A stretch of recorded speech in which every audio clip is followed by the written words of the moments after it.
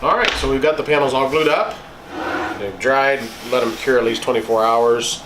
Amped up, you can see we've got some clamp marks back here. So what we did is, this is pretty level because we ran these through the joiner. But now what we're going to do is we're going to use this surface, take it down because you can see the unevenness here from just the rough sawn.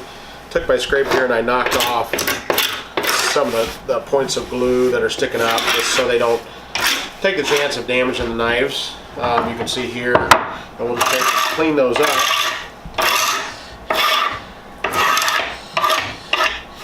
And I've already scraped the backs of these here.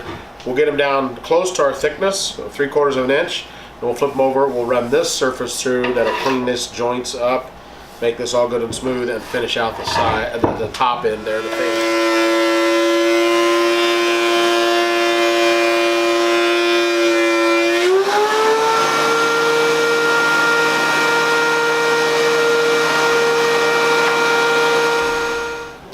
So we run them through the planer, and you can look right down that and see how true and flat that is.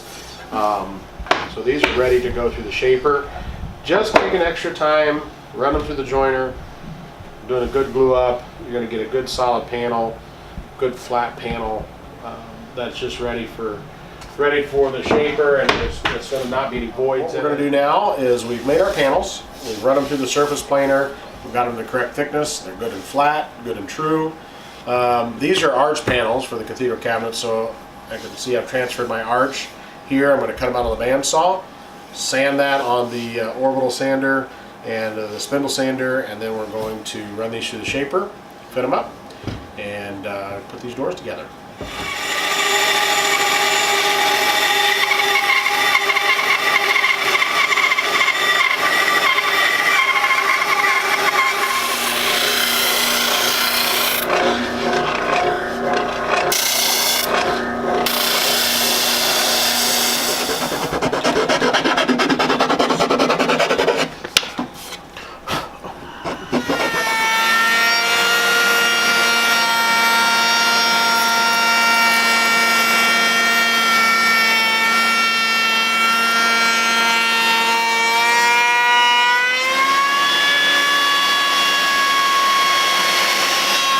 So you've seen us glue them up, get them all glued together. Now we've run them through the shaper.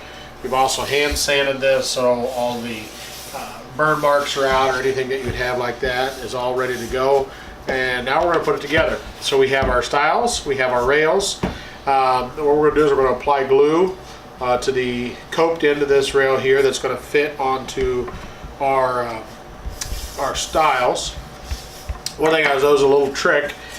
This one here actually got a chip out of the edge of the stile here on the profile, and it was on the bottom side. But what we do is we just flip it over, and we're going to use our wider coped end to be able to cover that up so we don't have to worry about fixing that down the road. So what we're going to do is we're going to take our wood glue here, and you'll notice we've got a bottle of water. We got a paper towel ready so that we can wipe any glue out of the profile or anything if it squeezes out.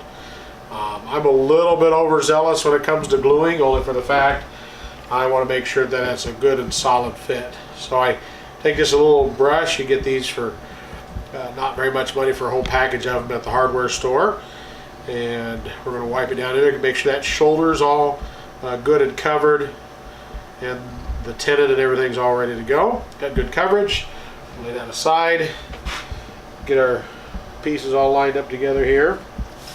And you watch, we get a little bit of squeeze out. All right, now we're going to just take and slide that panel. Now the panel, when we built this, we made sure that we had 1/8 of an inch all the way around, so we've got good coverage there. And that way that panel is going to float. Especially these larger panels in the building that they're going to be in, the house or kitchen, whatever the facility is. So you're going to have moisture throughout the years of that panel. Alright, we're going to do the same thing. Glue this one down here. Again, once again, make sure we got good coverage. Make sure that shoulder. We'll wipe this all down when we're all done. And it's also, I mean, there's quite a bit of sanding that's going to go into this process. So we just make sure we got good glue coverage there, no slippage, everything like that. And we're going to set this one in place here. And right there we got some squeeze out right on the front. All right, now I'm going to glue up these last two.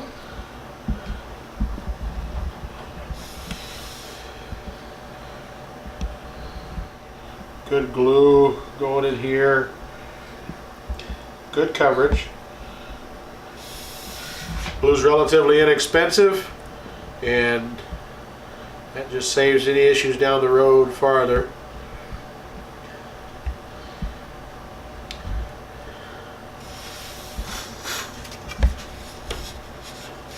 One thing I always recommend, and I always try to do myself, is making sure to dry fit that door together, all the parts and pieces. Once you got it done, that will ensure that there's no missed areas. So now what we're going to do, we got it together. Make sure your ends are smooth and flush together as you can, because you cut those parts to the right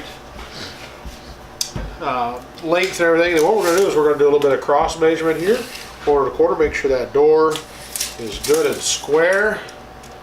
That'll save you a lot of headaches for adjustment when it comes time to hang these doors. Now what we're going to do, we're going to flip the door over on its face here, and we've got this pulled together good and tight.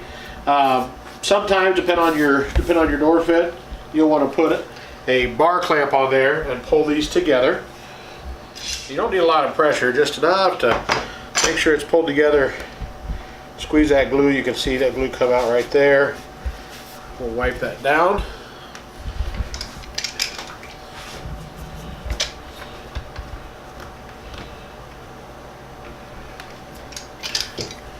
Set aside, and we're going to check it again, because now we could have moved it.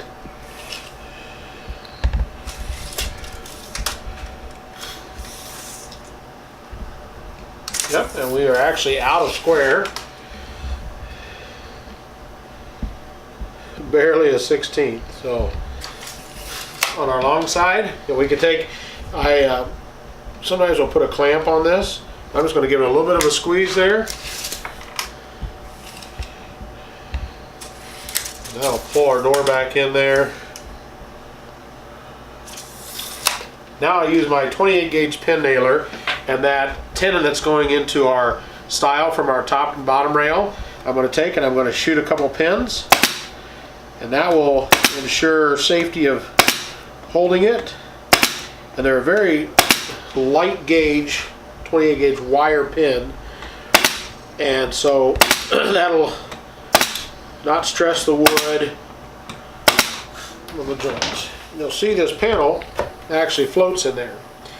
One thing we want to do, we don't want to glue it in so it's tight. We also want that to move. So what I always do is the top, bottom, and on the sides, I just take and tack it with a couple of those light gauge wire pins. And what that allows, it still allows that panel to move, and it'll flex, but those pins will actually kind of flex with it there. This is a trick that I've found works for me. There's different products that you can use. There's actually some little